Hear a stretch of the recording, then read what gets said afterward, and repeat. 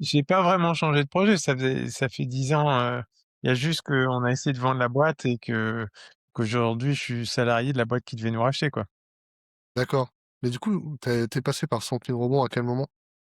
Bah, en justement avec le on devait être racheté, notre actionnaire minoritaire, à 150e fortune de France a bloqué le deal parce qu'il voulait nous racheter.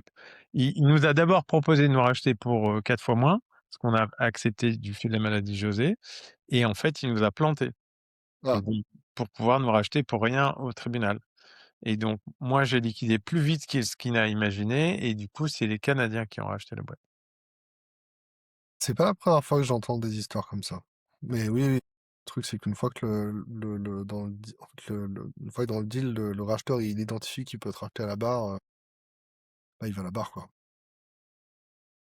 Mais du coup, ça fait quand même, enfin, ça fait une liquidation, donc ça fait une cessation d'activité. Vous voulez vraiment racheter que les assets, quoi. Ou Bah, c'est oui, pas passé oui, comme prévu? en fait, bah, comme c'était notre, un industriel qui nous connaissait depuis longtemps et que du coup, il allait faire les audits et les machins, il y avait que, le code source qui l'intéressait et forcément tu liquides, tu Ouais, peux récupérer un ou 2 gars, quelques mois pour t'accompagner, quoi. ouais, ouais.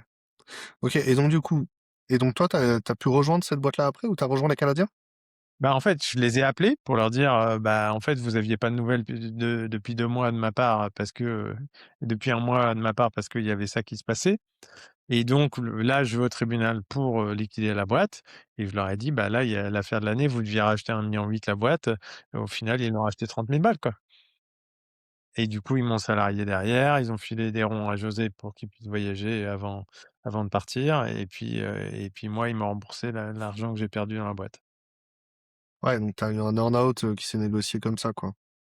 Ouais, c'est franchement Attends, excuse-moi, non, j'ai mal parlé. Je voulais dire, tu as pu rembourser tes dettes avec une forme d'earn-out. Et en vrai, c'est un schéma, j'ai déjà vu aussi plusieurs fois à 100 000 rebonds, c'est que, bah, en fait, la personne qui a récupéré les trucs, bah, tu c'est bien d'accord avec toi, bah, je vais te payer les dettes qui te restent avant pour que tu puisses bosser tranquille chez moi, sinon tu vas essayer de prendre un deuxième job en même temps. Effectivement, je l'ai déjà vu sur d'autres deals, ce truc. Et du coup, comment s'est passé ce 100 000 rebonds pour toi? Est-ce que tu as pu aller aux réunions, mensuelles plusieurs fois? oh beh, en fait, ça a été très vite, ils ont été très efficaces parce que moi, typiquement, quand c'est arrivé, j'avais l'impression de vivre, j'avais été débarqué par ma femme et mes associés 12 ans avant, Ouais. d'une boîte qui marchait très fort et du coup, j'avais l'impression de revivre la spirale de l'échec. Donc, j'avais une urgence psychologique à traiter, qui a été traitée par les services, de Stimulus, qui travaillent avec 60 000 romans et qui vraiment dans les jours où j'ai levé la main. Donc ça, ils ont été hyper forts là-dessus. Le deuxième sujet, c'est que, bah, moi, très vite, j'ai rembarqué, avec les Canadiens, en 3 mois. Heu, donc moi, j'ai travaillé gratuitement pour le liquidateur. Les 2 mois j'ai pris quelques semaines de congé pour me changer les idées Bah, et 1 mois plus tard, je reprenais. Donc ça a été très vite, mais ils ont continué à m'accompagner parce que ça faisait 18 ans que j'étais entrepreneur, que là, j'ai intégré un groupe international en tant que salarié, et que donc du coup, bah, il y a des codes que je j'avais pas. Heu, François Bloch qui a été un de mes parrains et je le remercie, sur la partie, professionnelle, m'a aidé à justement, réussir cette intégration et c'était un vrai challenge et le deuxième sujet, c'était le sujet personnel où j'avais encore des trucs à régler parce que, bah, entrepreneur, on prend soin de soi en dernier, heu et heu et du coup, Karine m'a vraiment accompagné sur les dernières choses personnelles que j'avais à régler et m'a permis vraiment de ça a été une rampe de lancement pour moi, quoi. Ça a été une bouée de sauvetage et une lampe de ran une lampe de ran une rampe de lancement, je vais y arriver, voilà. Heu, donc donc là, ça, c'est Karine ou Karim? Karine, Karine, OK. Karine, c'était ta coach? oui, OK, donc tu as fait le cursus de dev perso, donc c'était quoi? Tu as fait 6 séances avec Karine?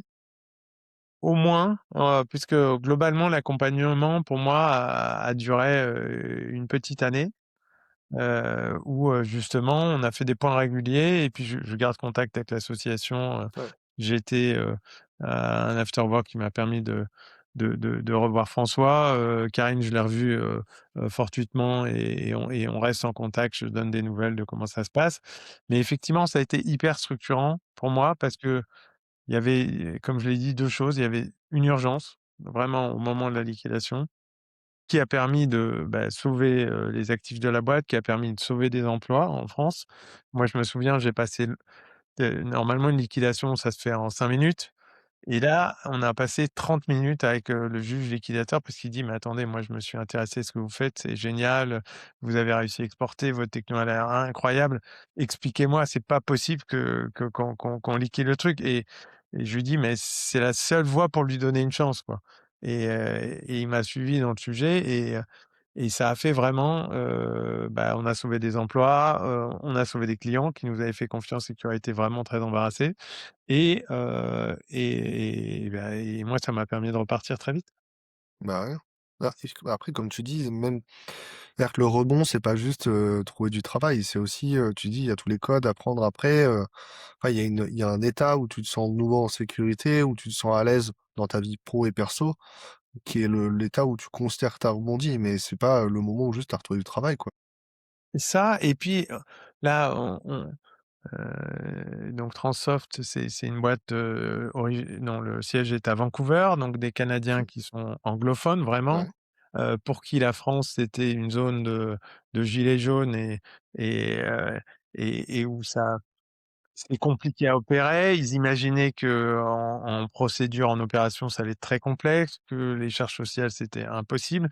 Bah, ils ont découvert qu'en fait, l'État français s'est digitalisé, que, les salariés sont motivés, et ils sont excellents à l'échelle mondiale puisqu'on est une boîte mondiale en termes de dev, qu'il y a le crédit impôt recherche. Donc en fait, mais ça, si je suis pas là pour leur expliquer, bah, au moment de choisir à s'implanter, bah, ils sont en Belgique, ils sont en Angleterre, ils sont aux Pays-Bas, ils sont en Suède, ils sont en Espagne, mais ils étaient pas en France, quoi. Ouais. Voilà, donc OK. et il y a tout ça, et l'association donc moi, j'ai fait qu'une réunion collective, parce qu'effectivement, j'ai très vite repris à fond, mais j'ai bien vu aussi dans les interactions de la réunion collective que, bah, c'était important parce que, bah, ça permet de retrouver des gens qu'on connaît et de se dire: «Bah, on n'est pas le seul dans cette situation».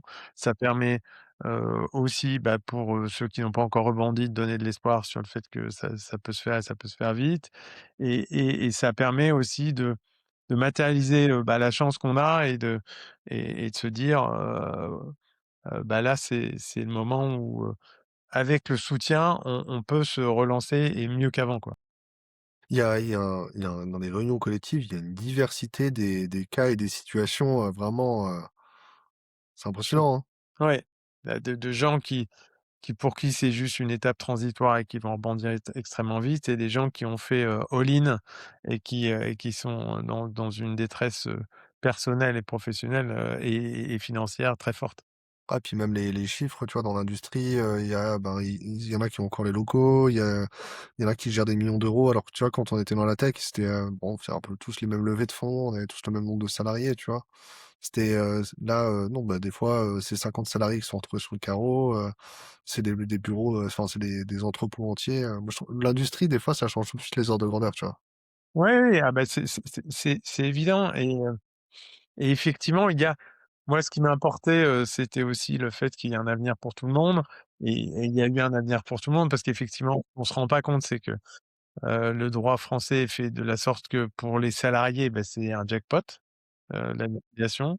Pour, pour le ou les dirigeants, c'est pas du tout un jackpot, parce que même, moi j'ai été bloqué sur un finance par ma propre banque, parce que, la liquidation est toujours pas clôturée parce que l'ancien actionnaire, il a fait une procédure et donc ça clôture pas le truc.